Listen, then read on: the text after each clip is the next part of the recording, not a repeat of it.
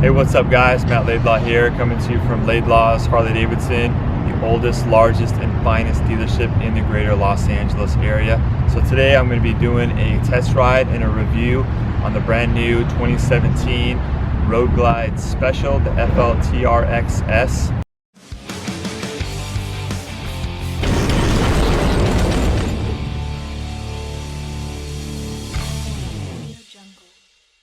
Alright guys, so based on feedback I've been getting through the YouTube channel, I know you guys just want to get as much information as quickly as possible, and that's why people watch YouTube. So here we go, let me dive into this thing. So this is a brand new 2017 RoadGlide Special, not to be confused with the regular RoadGlide. The big major change this year is the Milwaukee-Eight. This is a brand new engine, guys. Completely redesigned from the ground up, new cases, new cylinders, pistons, heads, everything. It gets its name from the 4 valves per cylinder for a total of 8 valves. That's why they call it the Milwaukee-Eight. So I'm going to be putting a link into my video. I have the #1 video on YouTube right now on this new engine that I'll link in a card here. But basically you're up from 103 cubic inches to 107 cubic inches. That equates to about 1750 cc's. They went to a single cam this year as opposed to a twin cam starting from 1999 to 2016. A big reason why they went to that single cam is to reduce mechanical noise. That's one of the major points in this new engine, is they reduced the mechanical noise significantly. This right here is the oil cooler. There's a lot more sophisticated oil cooling system on this engine. The oil goes up around the exhaust ports, around the heads to dissipate some of the heat. So this is a lot cooler running engine, less vibration at an idle. They reduced the idle speed by about 200 RPM. They put a counterbalancer in the front of it, so that again, less vibration.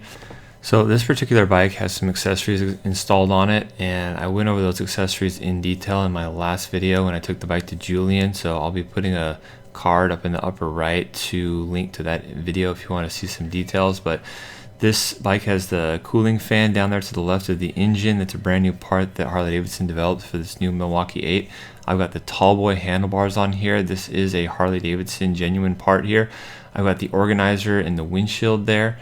So a couple little cubbyhole pockets.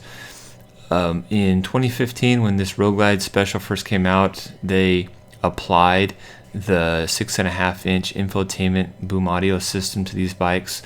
This is a really high-end system for your radio, your Bluetooth, your navigation. There's very few bikes out there on the market right now that have a bike or have an infotainment system that's comparable to this. Here's the fan I was talking to you about. This fan redirects heat down below the frame, so the heat that would have otherwise radiated up onto you and your passenger is now redirected underneath the frame. So that does not come stock on the bike. The thing that's kind of cool is you have the fan is integrated into the electrical console instrumentation up there, so you can turn the fan off and it digitally tells you if it's on or off. I've got the 4-point docking hardware on this bike. You've got the luggage rack, the backrest. This is a new backrest that came out a year or two ago that has an adjustable retractable backrest. You could adjust it forward and backwards. So a couple other things. Shifter pegs have been moved further apart. Mirrors have been moved further apart for broader shoulder people, and you got a taller wind splitter windshield on here. That's a Harley-Davidson part. You've got the highway pegs on here as well. Those aren't stock. So in 2014, guys, they came out with a huge change that Harley-Davidson applied to all the touring models. It's called Project Rushmore. This is a significant year in the Harley-Davidson touring lineup. The Project Rushmore basically encompasses and consists of about 100+ changes they applied to the touring bikes. This is the single biggest collection of changes they've ever applied to any family of motorcycles in the history of Harley-Davidson. The RoadGlide did not come out in 2014, so in 2014 there was no RoadGlide. In 2015 they reintroduced the RoadGlide in the RoadGlide Special or the Standard with this brand new fairing. So a lot of times I get asked the question, okay, what are the key years in this bike? A key year for this bike, guys, is 2015, and then this year is also a key year, 2017, with the brand new engine.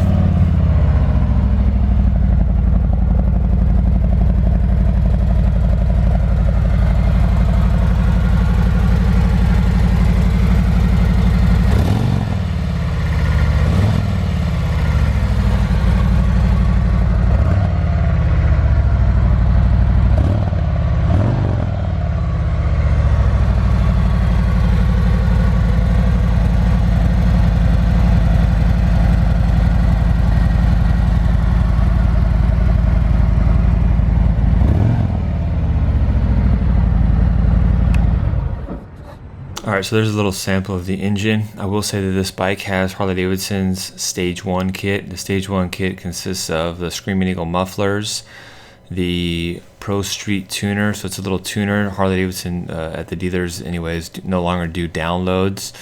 You gotta buy this little Pro Street tuner, and then it's the higher performance intake, the air cleaner. So those three things. When the bikes first came out, they changed the exhaust completely on these things, and so there were no aftermarket exhaust systems that fit these bikes. So you had to buy, it's kind of like Apple where they changed the charge cords, you got to buy their cord. Oh, well, in this case, Harley-Davidson, you had to buy their mufflers. I do believe that a lot of the aftermarket companies have developed exhaust systems that will fit these new header pipes now. The header pipes are different sizes on the left and on the right, and so the fitments are off now. So here's me kind of going through this infotainment system a little bit. Really, I could do a whole video on this infotainment system, but there's a lot involved. But I'll go over the basic features here. So you got your AM, FM stereo. Once you Bluetooth your phone to these things, you can download all your contacts on here. You can make phone calls on this bike. You have to buy a cord for the StreetGlide and the RoadGlide that gives you the 7-pin plug to plug in a headset for this. That receptacle or that plug-in comes stock on like your Electroglide Limiteds and Ultra Classics. So I'm going to do you guys a favor right now and save you a lot of time and heartache and research. A big question when these new infotainment systems came out on the Harley-Davidson was people wanted to know how they could wirelessly talk on their headset to the system. Here's my best advice, guys. Just buy the cord I just showed you, and you have to buy Harley-Davidson's genuine headset that attaches to your helmet, and then the cord runs down to the plug that you get when you get that cord for the StreetGlide and the RoadGlide. Really, there's no Harley-Davidson solution right now to not have that cord connecting your helmet to the bike. There's a couple aftermarket workarounds and things like that, but in my opinion, they're not worth it. They're not worth the hassle and the trouble.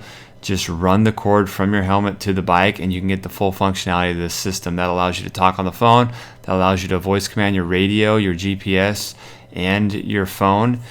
And it's to utilize the full functionality of the system, you got to get it. So if you're buying a RoadGlide and a StreetGlide, get that cord I just showed you, have it installed at $70 and get a headset for your helmet.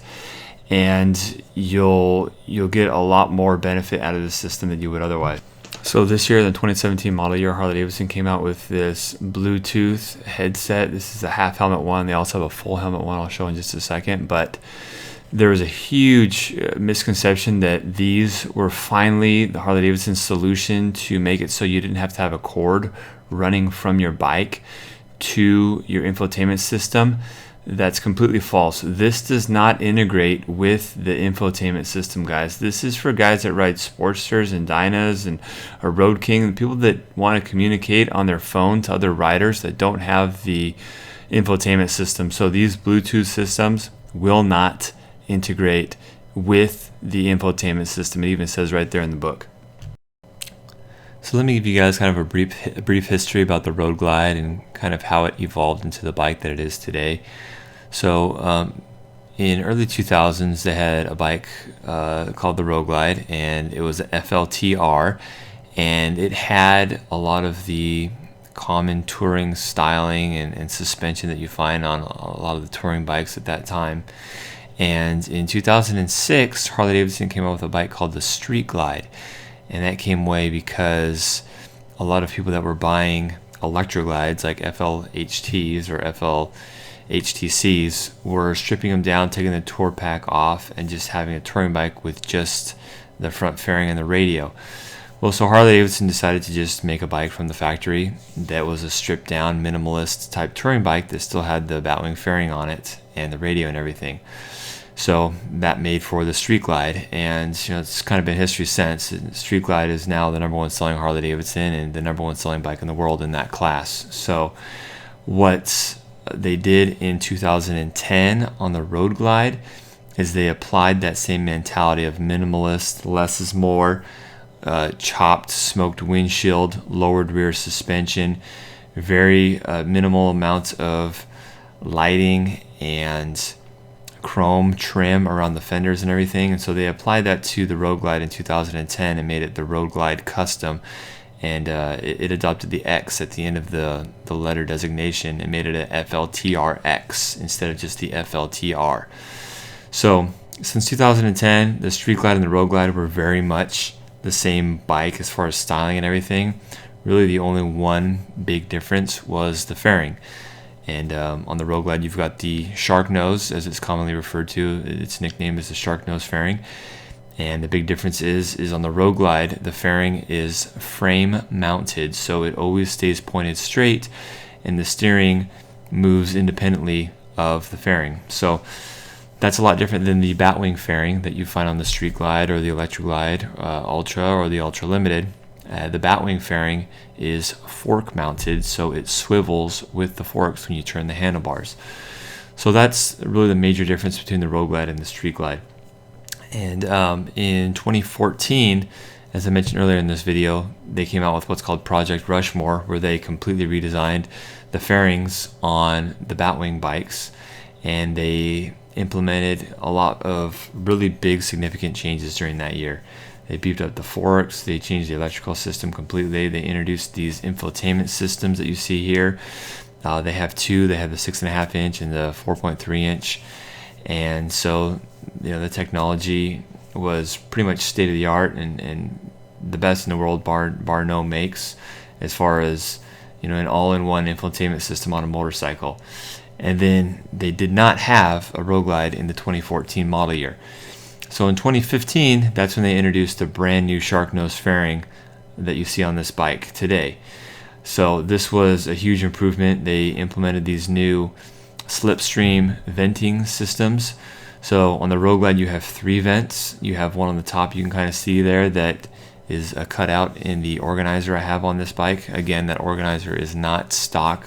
That's been added as an accessory. It is a genuine Harley accessory. And then you have a vent on either side. If you look on the lower left and the lower right of the screen there, you can kind of see these 2 vents that are open. You can kind of see through and see the road. So those vents were developed to reduce the head buffeting when you're going down the road, at higher speeds like I am here, so as not to make it so your helmet gets that shuddering and that vibration that you get.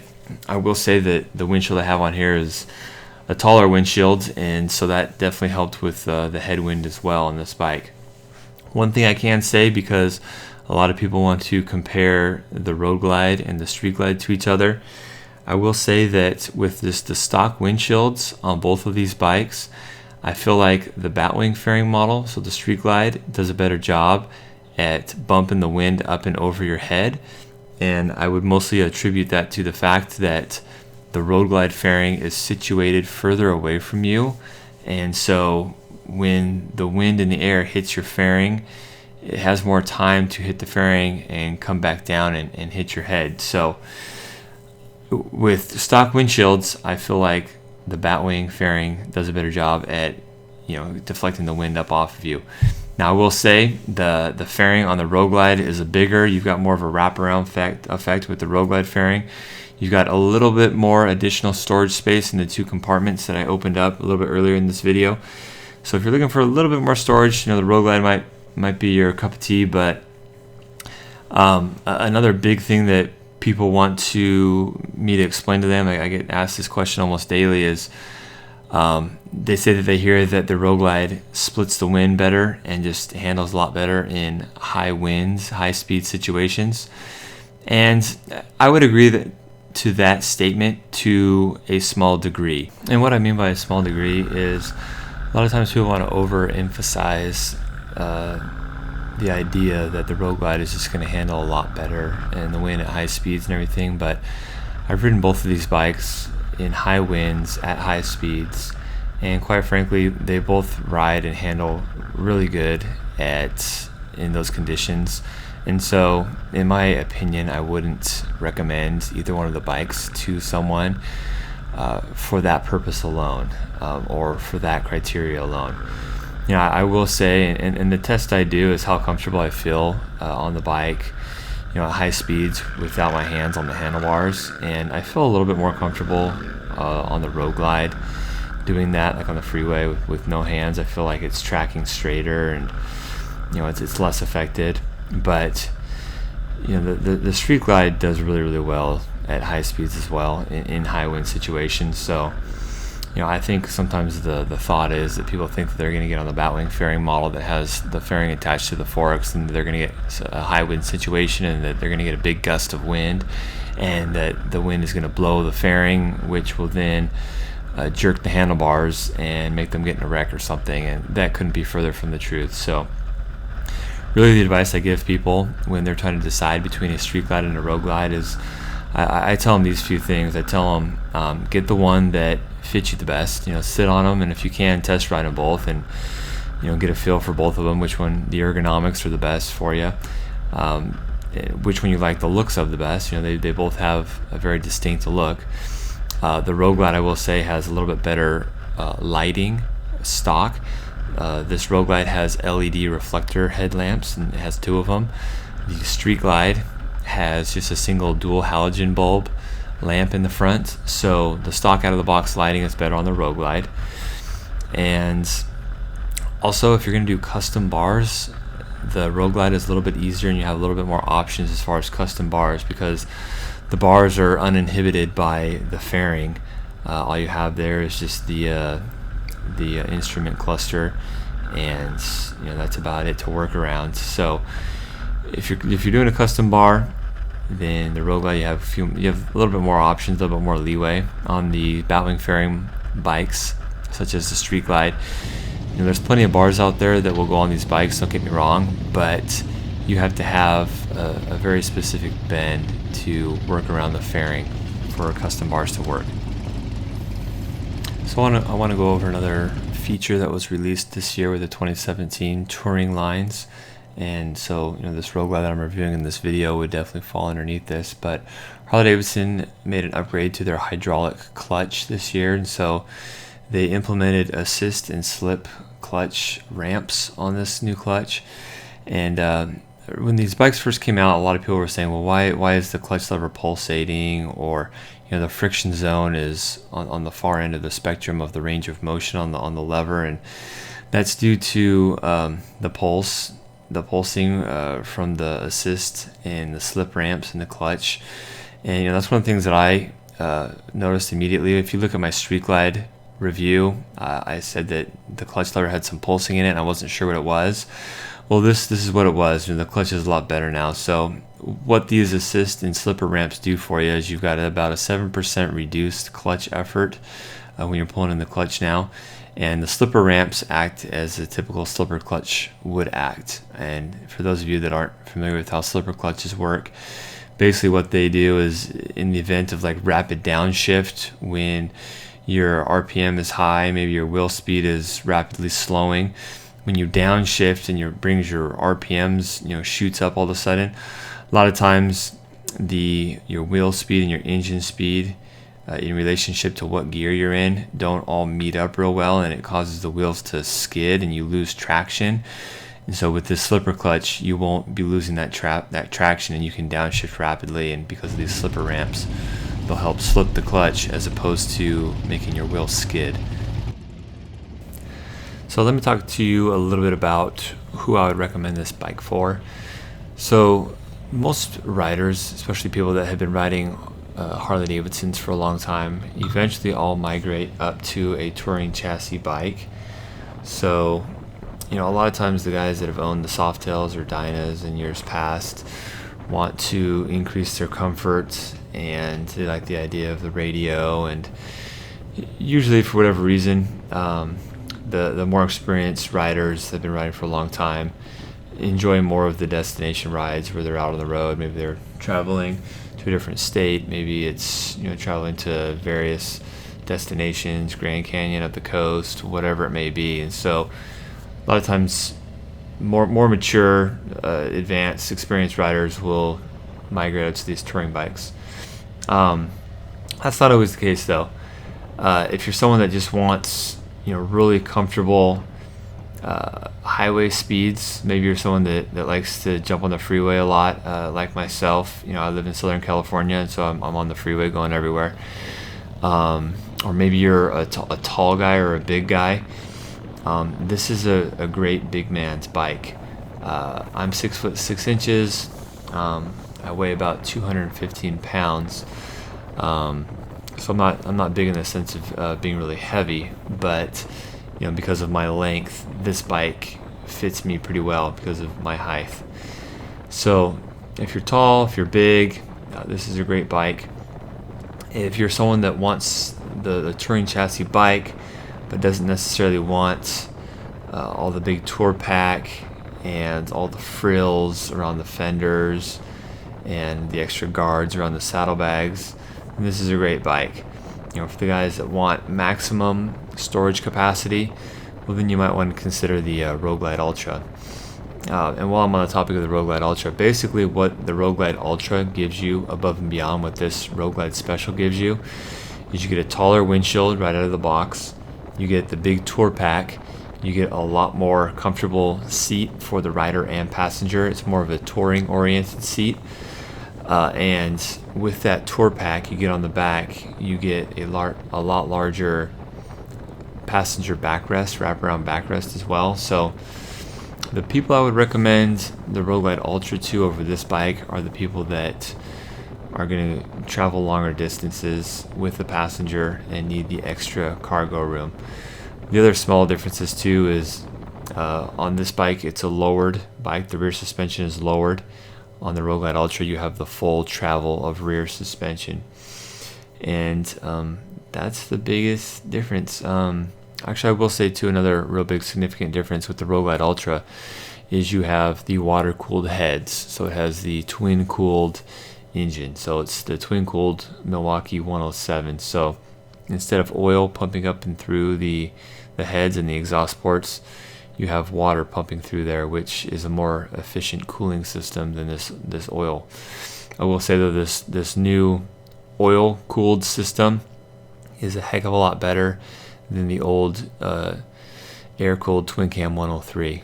These things do disperse the heat really well. So I want to talk real quick about another real significant upgrade in this bike this year. The suspension on the 2017 touring bikes is brand new this year, guys.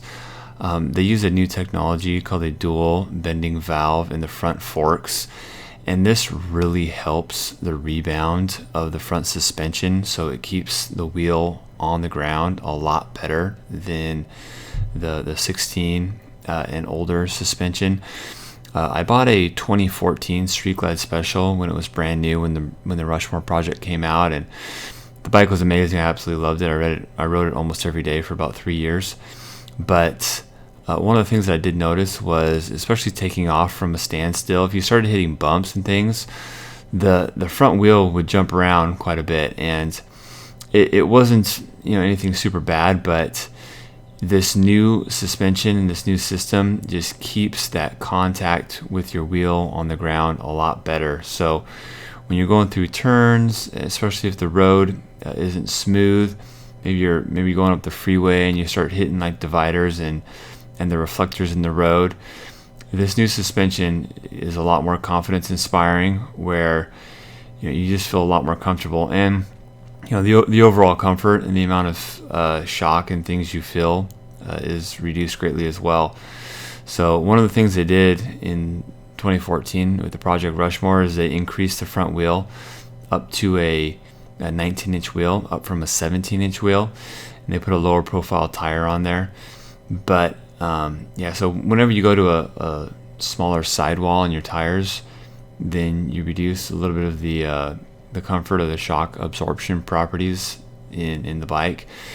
So and the other thing they did was they went to a 49 millimeter front fork in 2014 with the Project Rushmore, and they increased the steering head bearing, which all helped out a lot, especially tracking at high speeds and really cranking on these things hard. But I think what they didn't overcompensate for was the way that the rebound in the front end would act. So they definitely improved that this year with the suspension. Somewhere where this bike really does excel at, that I think a lot of people might not think or maybe surprised when they ride this bike, is in riding like you see here through the twisties. This bike actually handles extremely well for how much it weighs. in 2009, Harley-Davidson completely revamped the chassis on their touring bikes, and that was a long time ago, but since that year, 2009, these things handle dang good on the roads. They use about 50% less parts in welding that year, and every bike since then, so for the last 8 model years. And with the enhancements in the Project Rushmore, with the beefed up steering head bearing and the 49 millimeter front forks, these things, they handle really, really well through the twisties, and the lean angle is not bad, especially for a big bagger like this. This bike weighs a little over 800 pounds, and these things are actually pretty agile through the twisties. So there's only a couple places where I scraped the boards on this thing. Again, you're not going to be able to go through them like a sport bike, obviously, but it's not bad. Like, you can actually, you're not too inhibited by the lean angle on this thing, or the lack thereof, I should say. So yeah, they're fun bikes up through the mountain roads. Well, that's about it, guys. This concludes my real in-depth, comprehensive review of the 2017 RoadGlide Special. I hope you guys all enjoyed it. Do me a favor, if you learned something from this video and I was able to help you out, give me a thumbs up and like the video, and share it with any of your friends that maybe looked at this bike as well on your Facebook page or social media or whatever. And if you're new to my channel, go ahead and subscribe. I have a lot of high quality Harley-Davidson content. I always review like any new models and things like that coming out. I plan on trying to review the rest of the 2017 models that have come out this year. So stay tuned, and to my loyal followers, thank you very much.